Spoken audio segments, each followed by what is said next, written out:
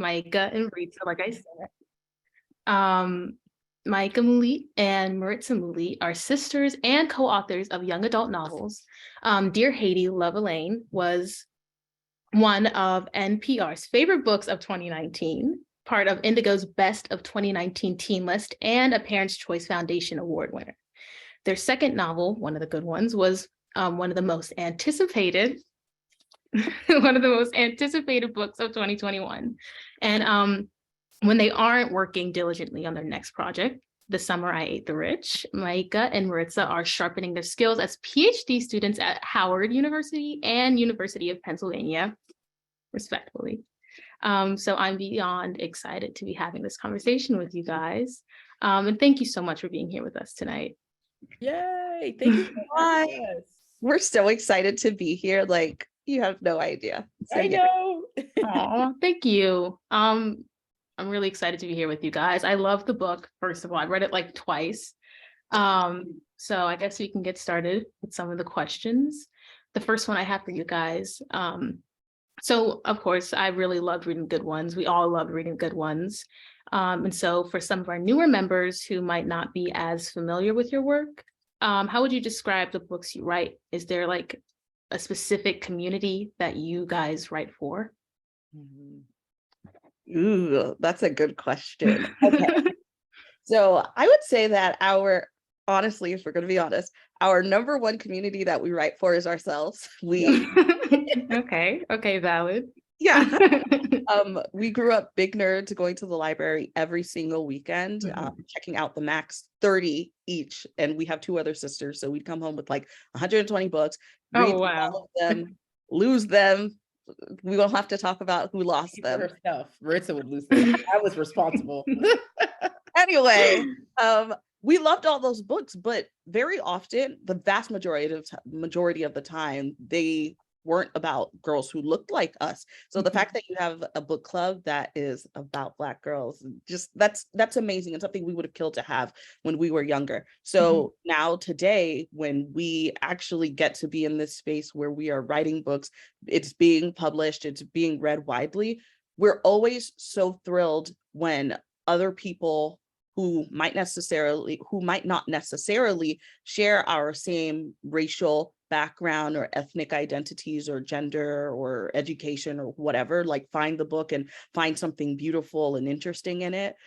That's always amazing. But we really are thrilled when there are girls who can, or anyone who can read the book and see themselves, a part of themselves, something in there that makes them feel like they can identify with these characters. So yeah, we're selfish, but also very generous as well.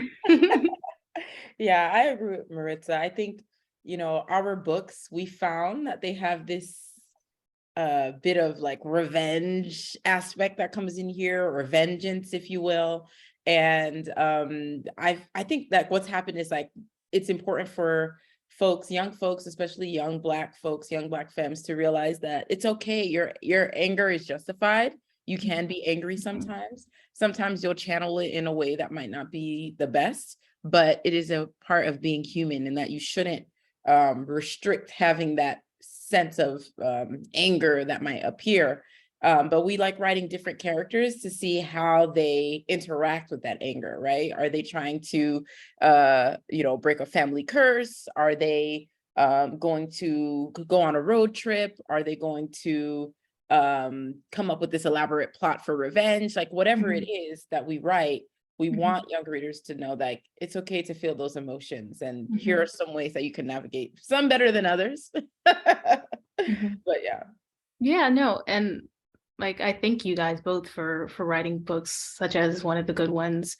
I feel like myself and a lot of other young Black people in my generation are very lucky to have the books and the representation that we have, because like you guys said, growing up generations before, a lot of people didn't have access to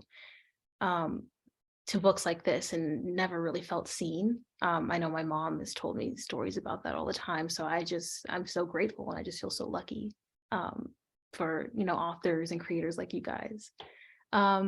So my next question is, what inspired you guys to write One of the Good Ones? Is there anything like, specific event or person that drew you to creating these characters and the setting? Yeah. So in one of the good ones, if anyone got to the author note, we go into this a little bit, but it was a few years ago now, and it was we were basically wrapping up the homegoing service for our great aunt, and Mhm. we're from Miami, Florida, 305. Um, Ritzy making us look like we're not really from Miami. She had to like look at her.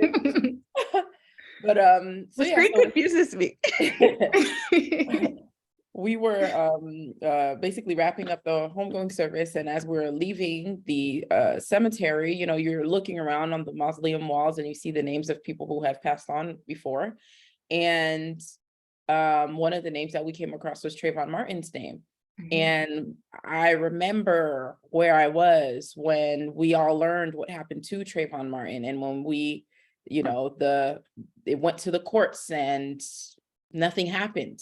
And so that weighed heavily on us. And then as we were leaving the cemetery, Maritza and I were just kind of thinking like, this was a cultural moment that for some people, this is something that you see on TV. That's a distant thing. Like, wow, that's a terrible thing that happened.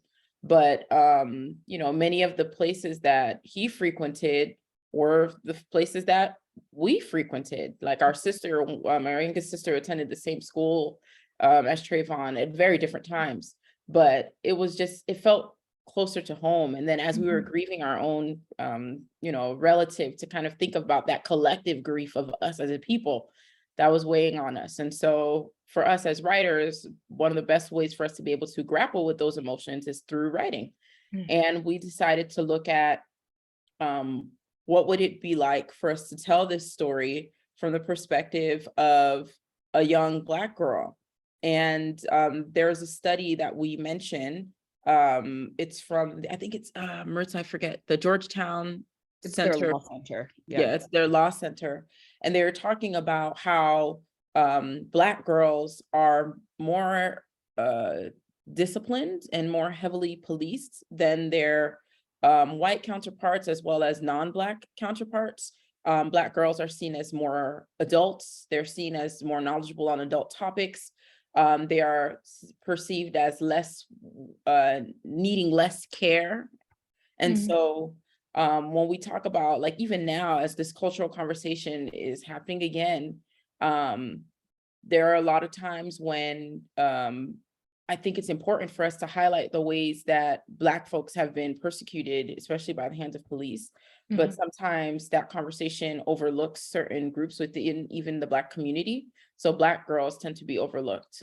Black queer folks tend to be overlooked. If you have any other aspect of your identity to add on to that, that pushes you away from the dominant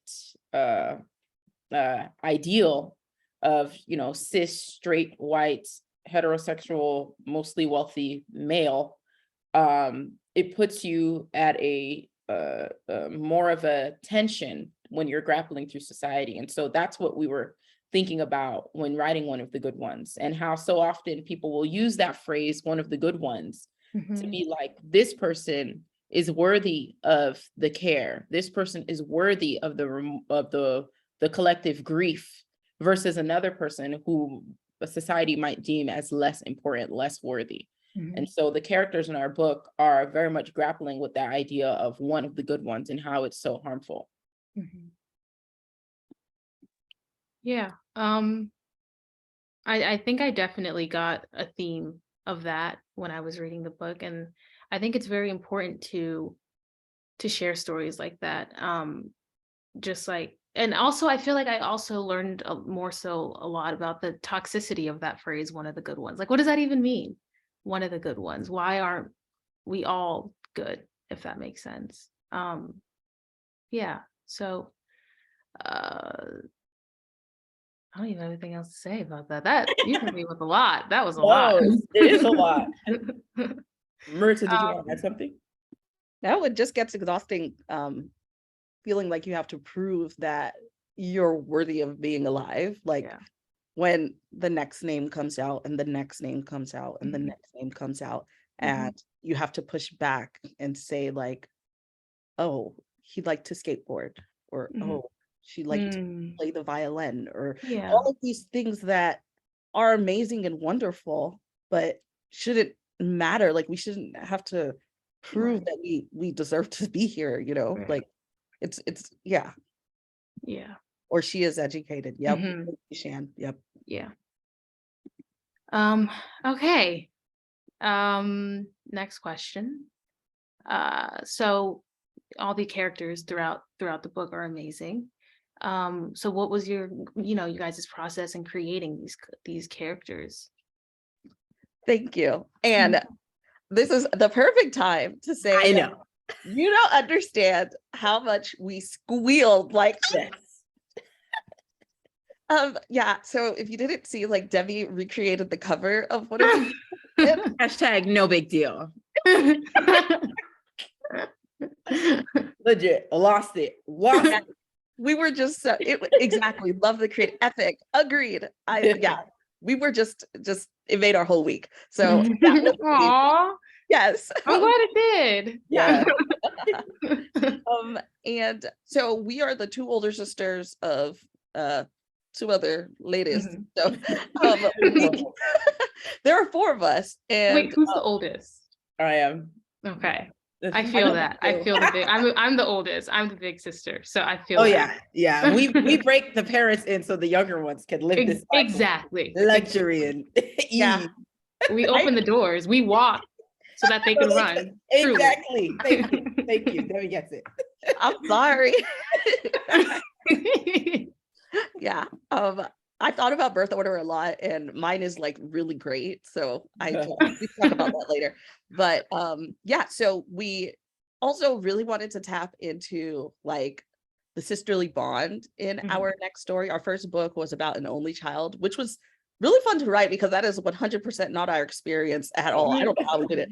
But in this case, you've got Happy, Kezzy, Jenny, sisters who are so different and love each other at the end of the day, but on the day-to-day it's hard, you know. So we got beef forever.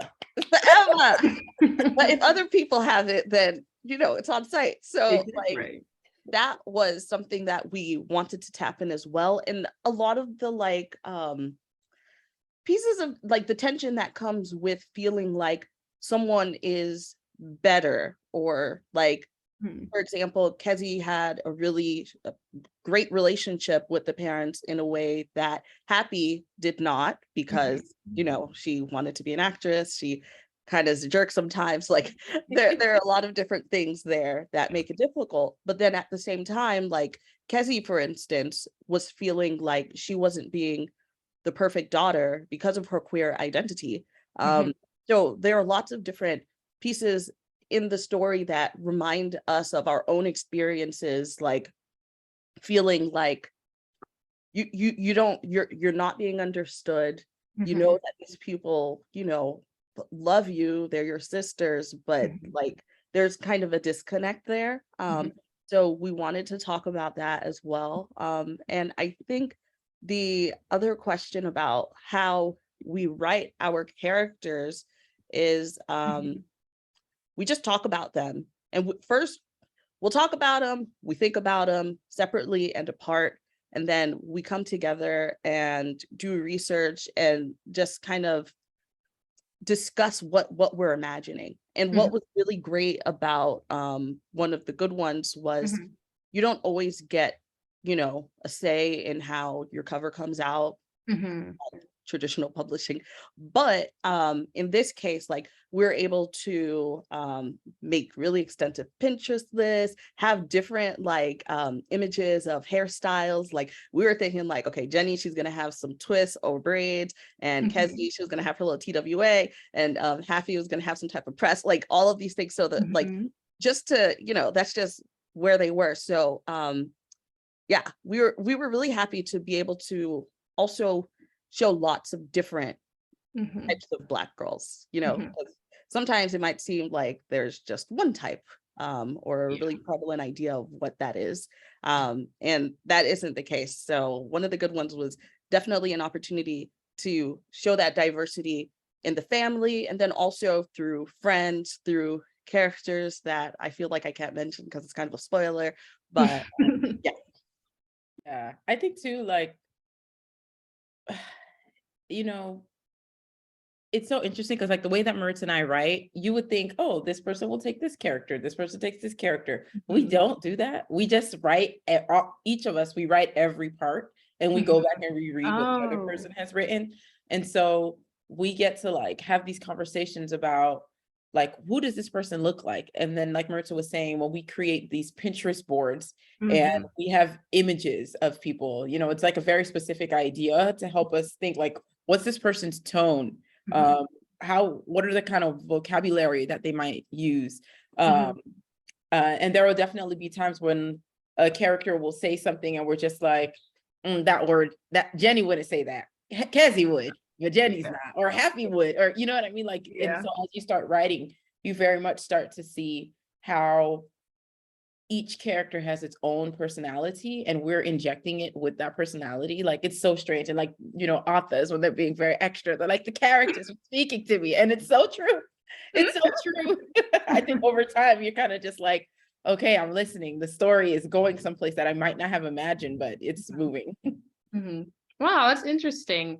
So like, whenever you guys are writing, do you ever find yourself like, I don't know, I don't want to say bumping heads, but almost in a way, like almost arguing over characters? I mean, if I were writing a book with my sister, absolutely. I don't even think the book would ever get finished. So like, how does that work?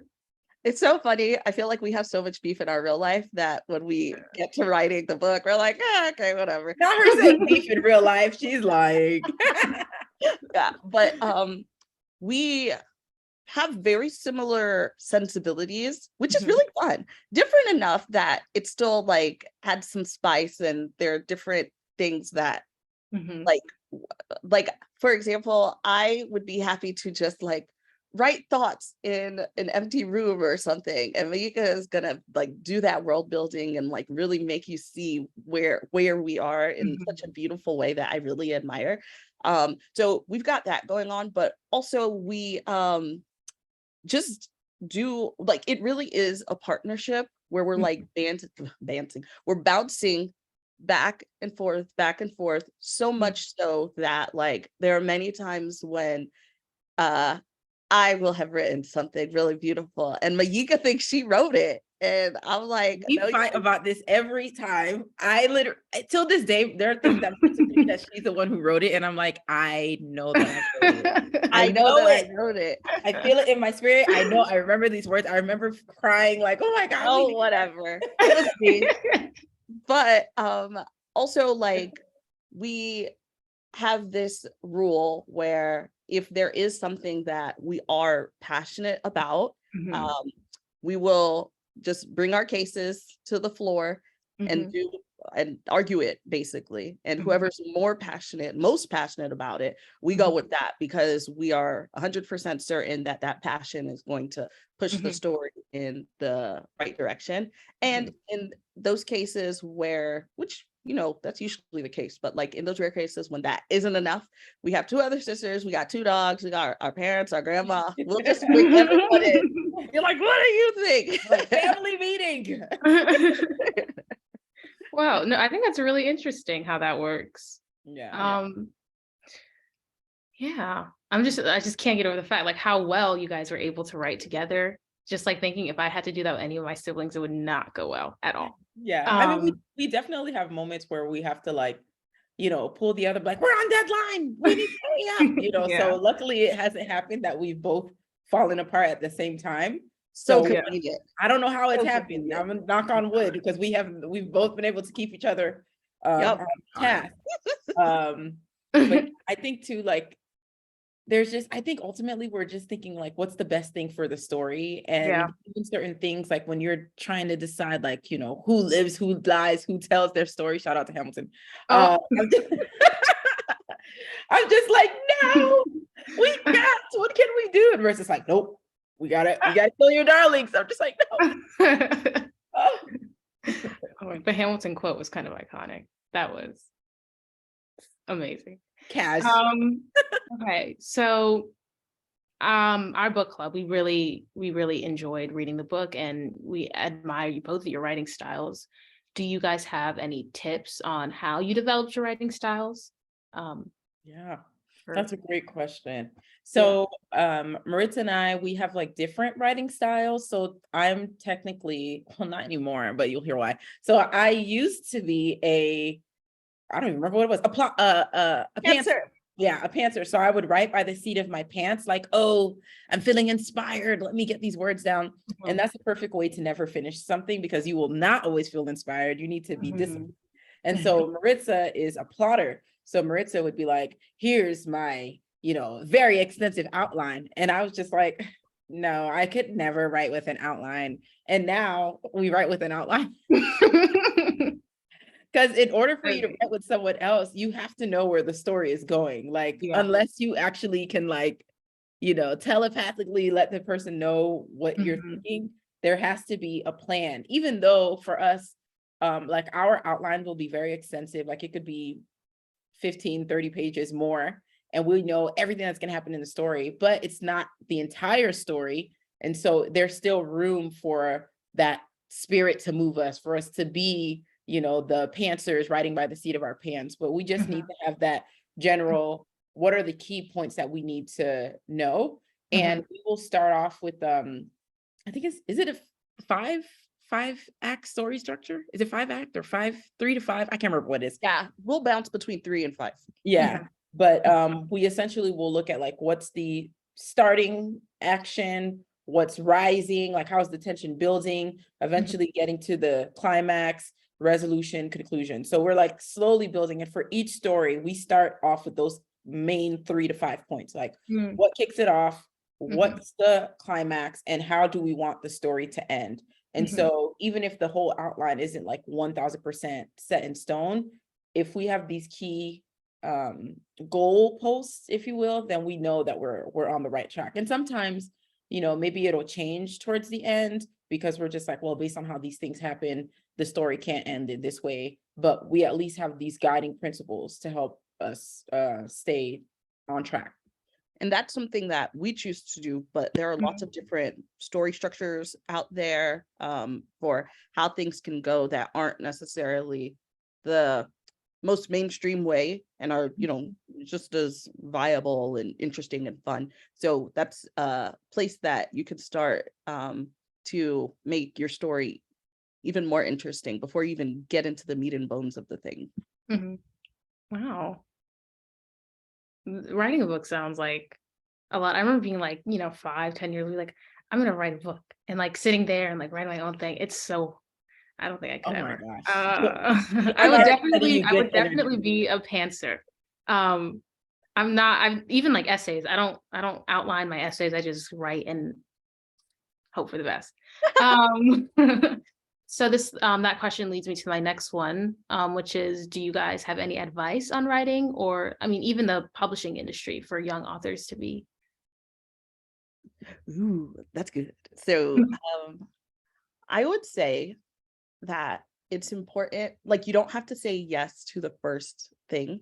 You have to find people who get you as an artist, who you also feel like are going to guide you in the right direction in this whole publishing game, because at the end of the day, it is a business. So you want to feel like your literary agent, the editor that you're working with at a publishing house, like all of those people are supporting you, have the resources and the knowledge and the passion to put your story where you want it to be. Like when it's called querying, when you send out these letters to people that you don't know and just be like, hey, we wrote a book, you want to read the book? So like you have sent out query letters to agents, and we got a lot of great feedback and spoke to folks who were interested in representing us. And some of them were interested in changing the direction, the whole vibe, essentially, of our first novel, Dear Haiti, Love Elaine.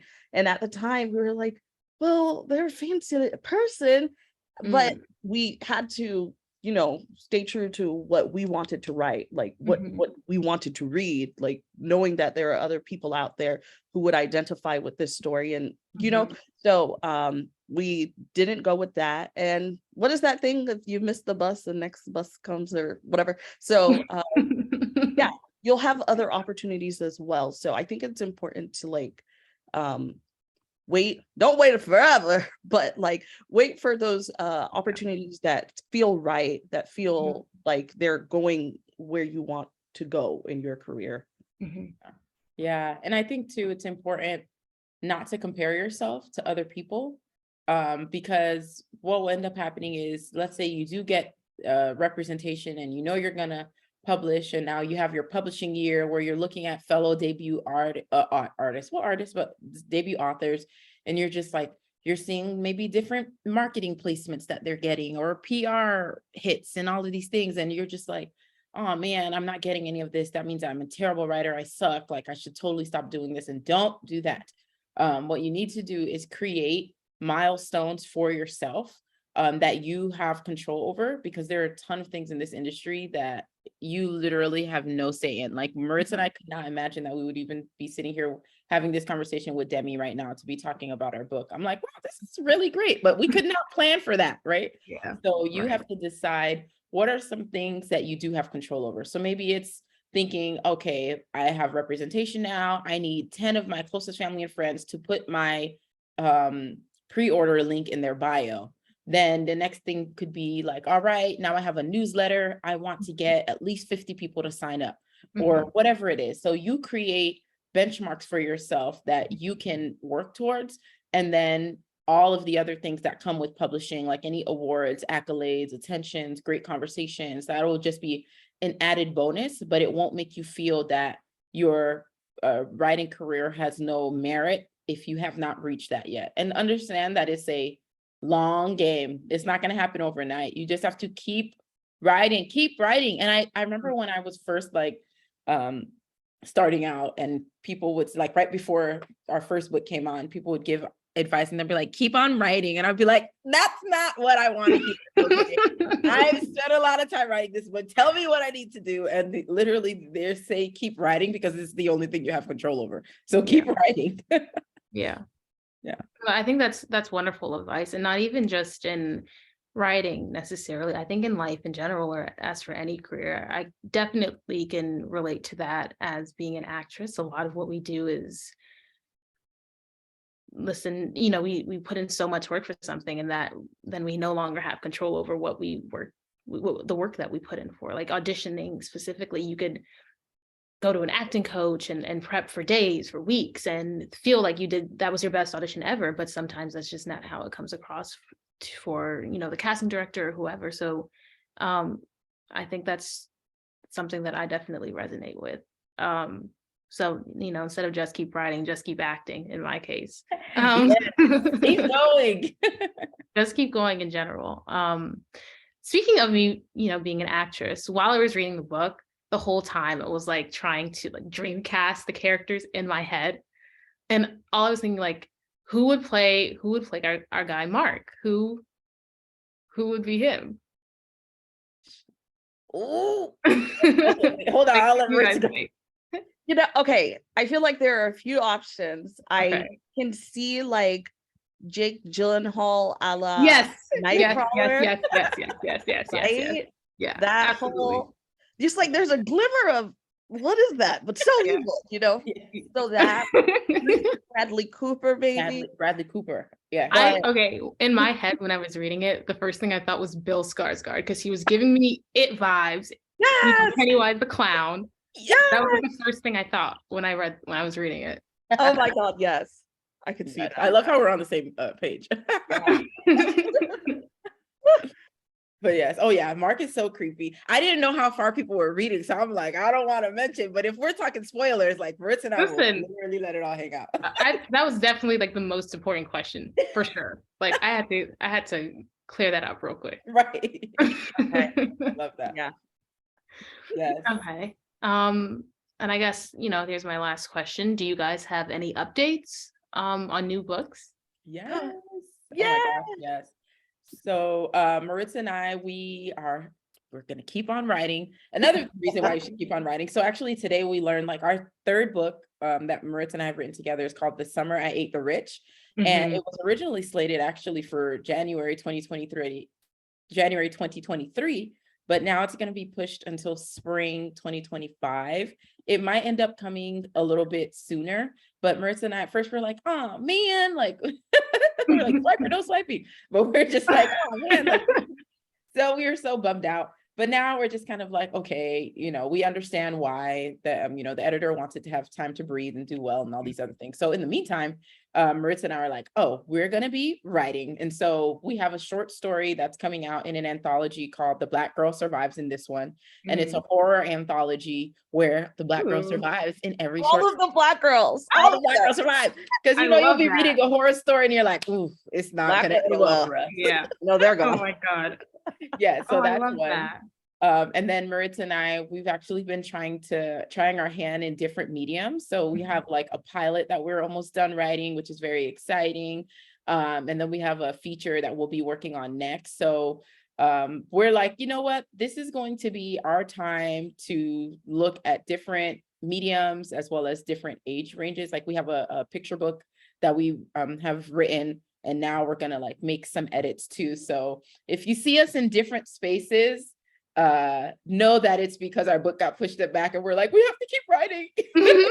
And writing is fun. Oh my God. Yes, and we do enjoy it. Yeah. That's incredible. Well, congrats on everything. That's some like pretty huge stuff.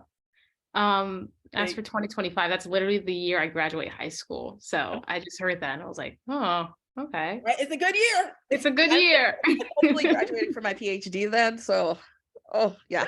Listen, we're ready. Yeah.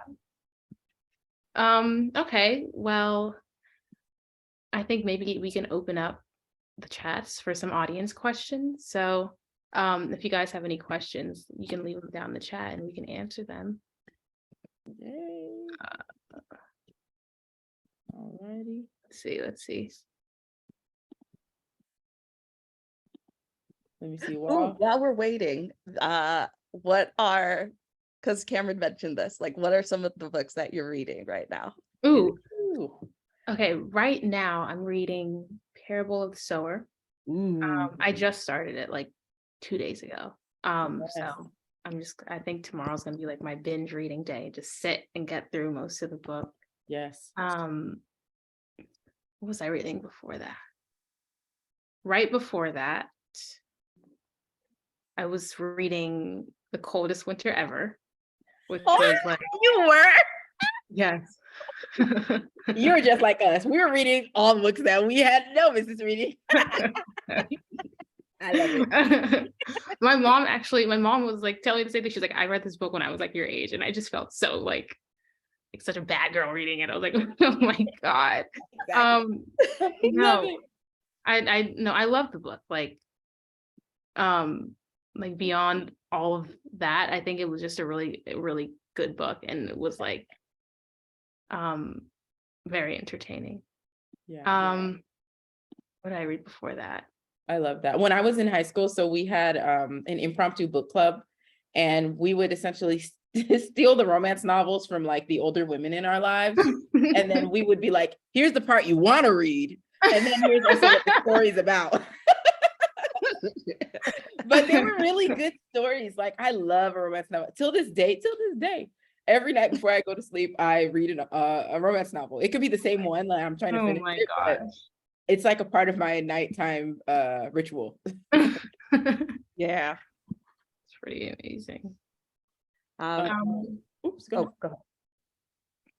Oh, well, right now I am reading I got the Bridgerton collection.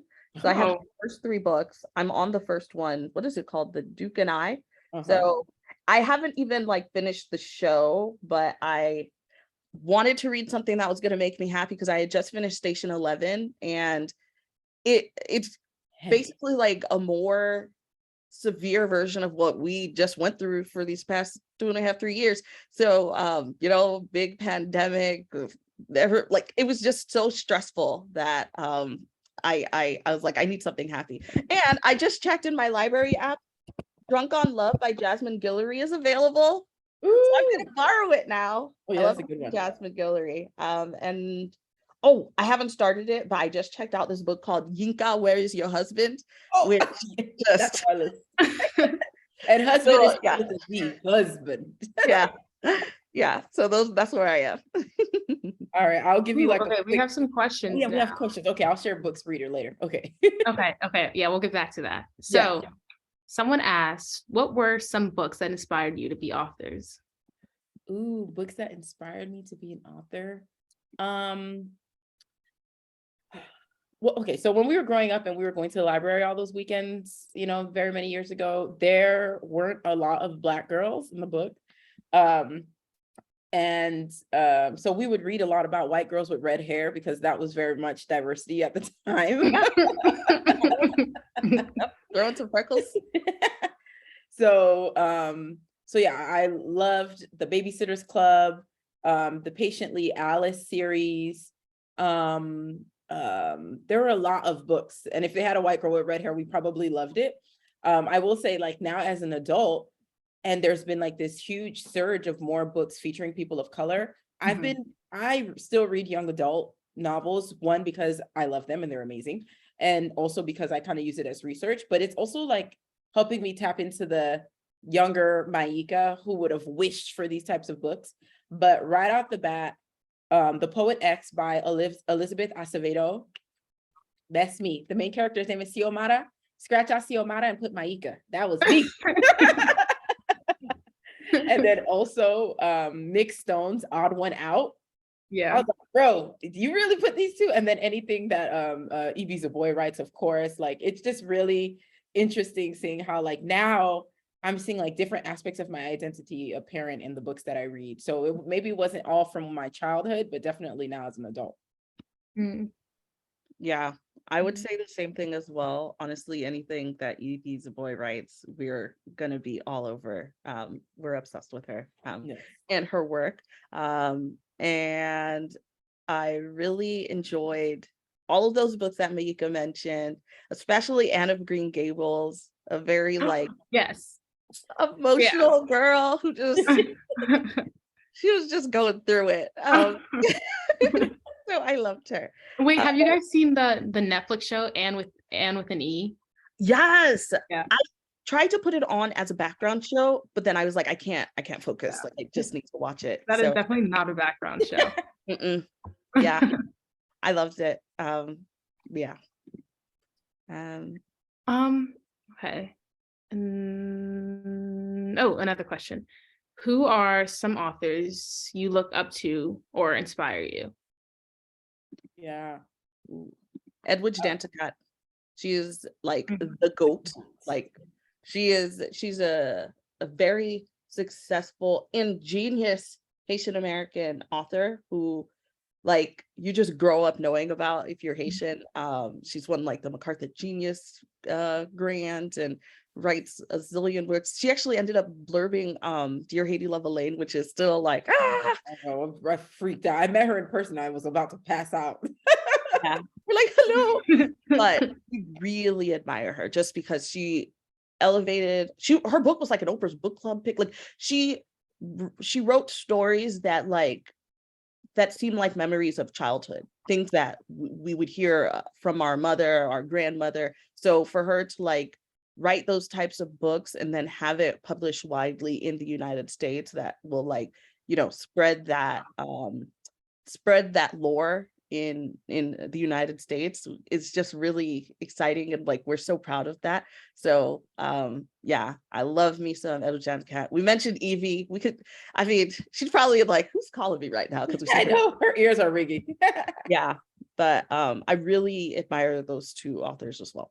Yes, and for me, Alyssa Cole, anything Alyssa Cole writes, easy. Yes. Done. You don't even have to tell. And Jasmine Guillory too. Yep. Anything. Yep. Yes. Yay, we have more questions. We do. Oh, this one's from me. How lovely. Someone asked, work through how you created the book cover. You slayed. Yeah. Thank you. Sure Well, I did. I mean, I took it was all in one day. I just like switched between like people and like, they're all in like their position. So I put on like the outfit, and then for the hair, obviously because you can't do all three of those things with your hair in one day. So I Right. like put a wig on, and then my natural hair is actually short. So like it was fine to do the little fro. Yes. I had a lot of fun on that shoot, actually. It was really cool. It made my heart so good. I literally squawked like, like so good. No, I had a great time. With the photographer. His name is Malcolm. He's incredible. Shout out to Malcolm. Yeah. But that was a lot of fun. Let's see. Another question. Natalie. Hi, Natalie. Natalie asked, why and how did you decide to write about social justice topics? And do you plan on continuing to write stories that touch on social justice topics? She said, your writing makes these conversations so accessible. Yes. Oh man, that makes us so glad. Okay, so one, we wanted to write about this to make it more accessible. It's very interesting, especially now.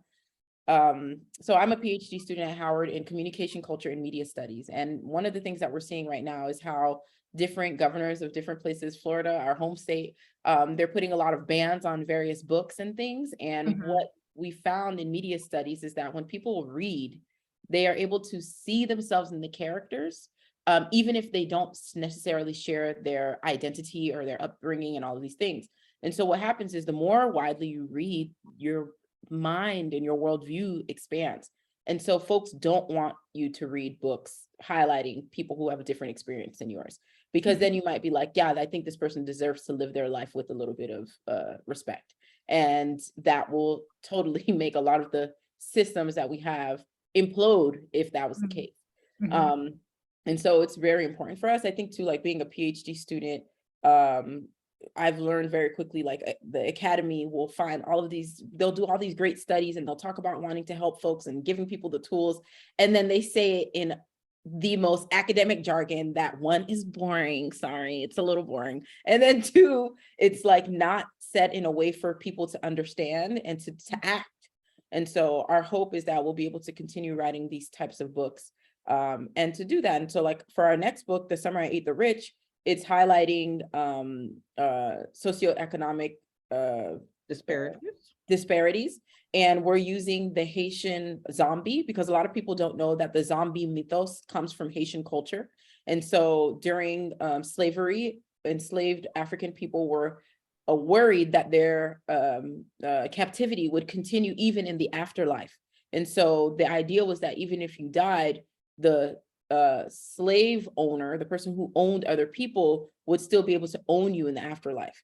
And so what ended up happening is, I forget his name, but author, a white guy, forget his name, came to Haiti, learned about this lore, and started writing about the zombie mythos. And when you read the first versions of the zombie, it's very much like, positioning Blackness as bad and other. And so our hope is to take this idea of the zombie and how we think of the American zombie, merging it with the Haitian zombie, and kind of talking about, this girl who is worried about the way her family is treated. And she's deciding to use her zombie powers to get revenge on her family. So, or not on her family, for her family. So yeah, it's our goal to be able to write these types of things, but in an entertaining way. But because, we're scholars, we're hoping to teach some things too, but hopefully it feels like you're getting, a little bit of fruit punch with the medicine. I don't know if that's sounds disgusting. I don't know, but basically like matching the medicine. I've never heard that saying before. It probably doesn't But exist. it makes sense. Yeah, I'm bad with my English saying sometimes. Okay. See more questions, but responding to what you said, I think it's very important to write about topics such as those. And know that it can be difficult to talk about, just because, especially when we're talking about the history of Black people, because we do have such a historically gruesome past. But I think in order to, fix it, I think it's really important that these topics are touched upon. Okay, someone asked, how did your Black girlhoods influence your writing today? Oh, how did they? I mean, it's like it it's I like love this question. it's us, I mean, so I feel like this is a perfect place to talk about intersectionality and how there are so many different intersections of your background, your race, your gender, your sexuality, your interests, like so many different places. Some scholars call it axes of oppression, honestly, different, that just are a part of you as you move through life. And as we move through this place called the world, it's not like someone just sees girl, someone just sees people wearing pink or you know what I mean? Like they see it all and then they make all these assumptions. So like I feel like it's just a mix. It's just us.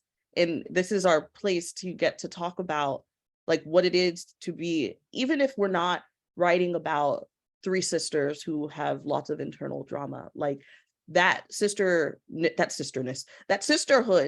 that we experience, like it comes through, I think, in everything that we write because of our own experiences as being sisters, as having that tight bond, as being really proud to be Haitian and Haitian American, and like wanting to put that like feistiness and spice and like the desire to always push back and fight for what is right and justice. Like we put that in our work because that's just like what we've been instilled with our whole life.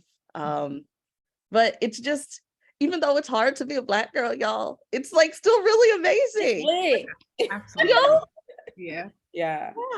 That's a really great point. I think too, when I think of like, my Black girlhood, there definitely were times when I would feel something was happening and I didn't have the language.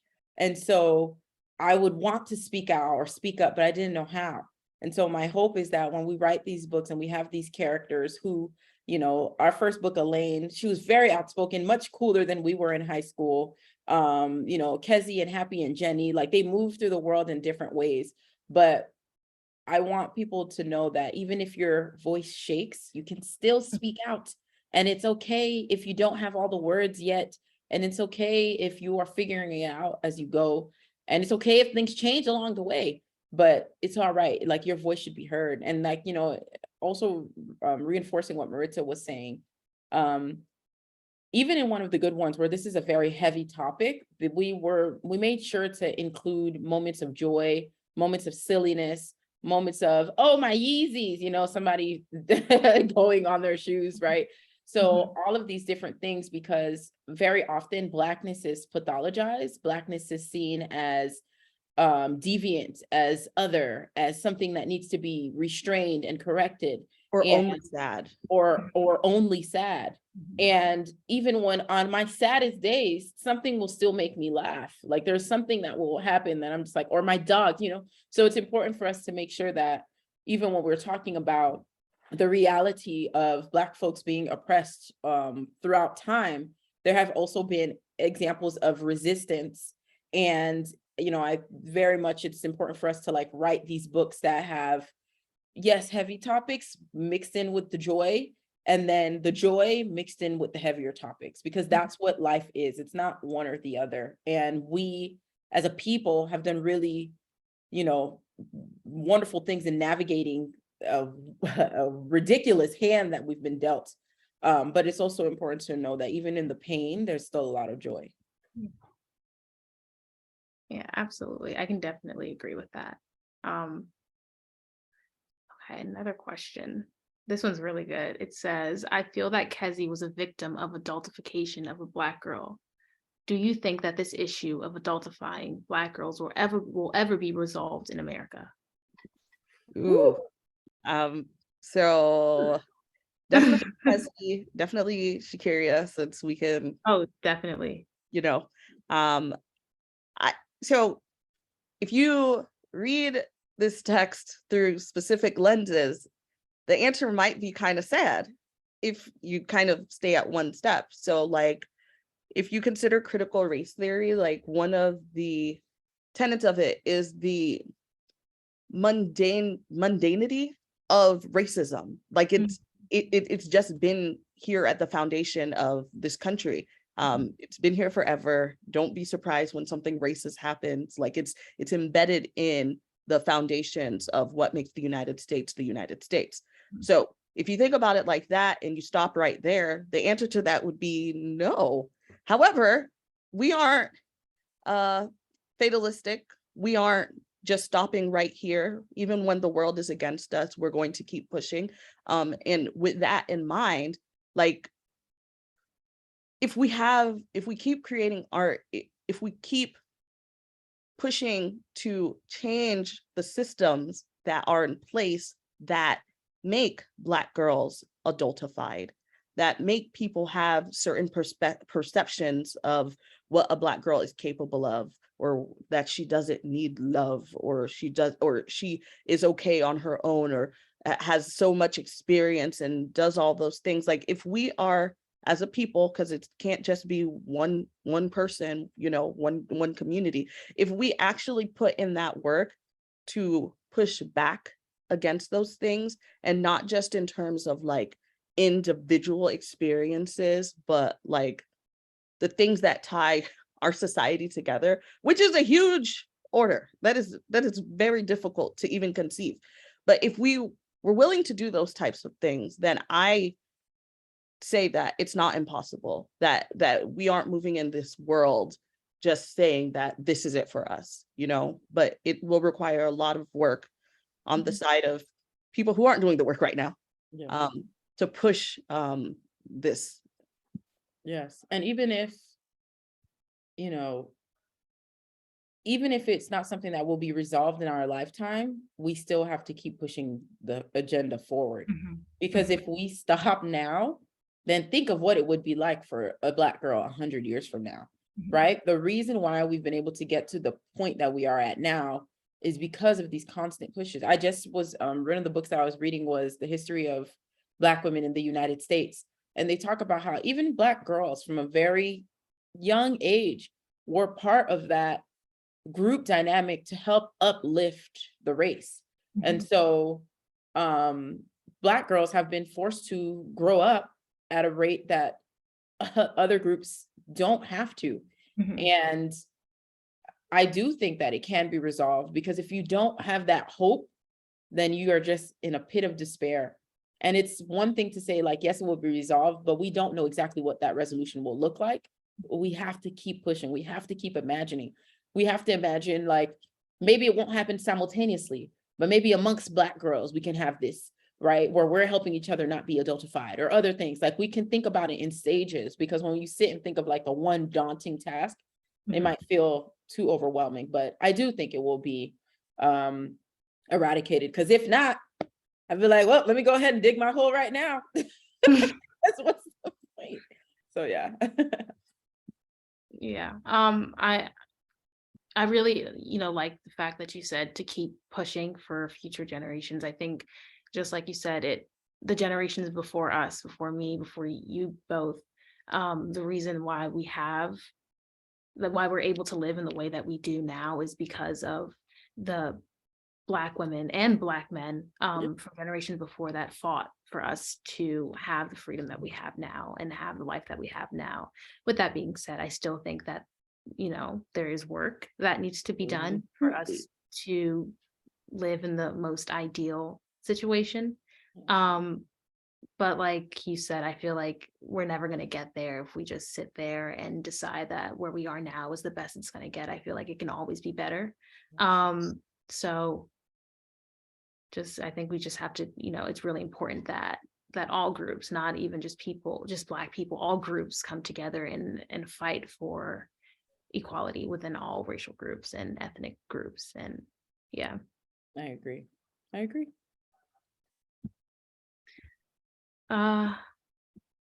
We are Amen. living proof that it can get better. Absolutely. Yes. Absolutely. Yeah, Yeah. I agree. Okay. Well, I think that's all the questions, all the time that we have for today. Yes. But thank you guys, both of you. Thank you Maika for and having Maritza, us. thank you so much. It was a This was pleasure. wonderful. This is so much fun. Really, I had a great time discussing one of the good ones with you, which is one of my favorite books of all time. And I truly appreciate the wonderful insight that you were able to share with us today. Thank you. Thanks Um, everyone for coming. And you can find more about Maika and Maritza on their website at maikaandmaritza.com. And if you haven't already, you could read one of the good ones inside the Fable app through my book club, which is called Black Girl Covers, where you can access all of my club's commentary for the book. Again, thank you both so much for joining us today. Thank you. Can we take a screenshot before we leave? This Absolutely. okay, we're all on the count of three. We're gonna be like 1, 2, 3. Okay. I'll hold my book up. Oh, good, because I don't even know where my book is. I literally okay, 1, 2, 3. All right, hopefully that's Got a it? good Yeah. Thank you, everyone. Bye, Thank everyone. you. Bye. Bye.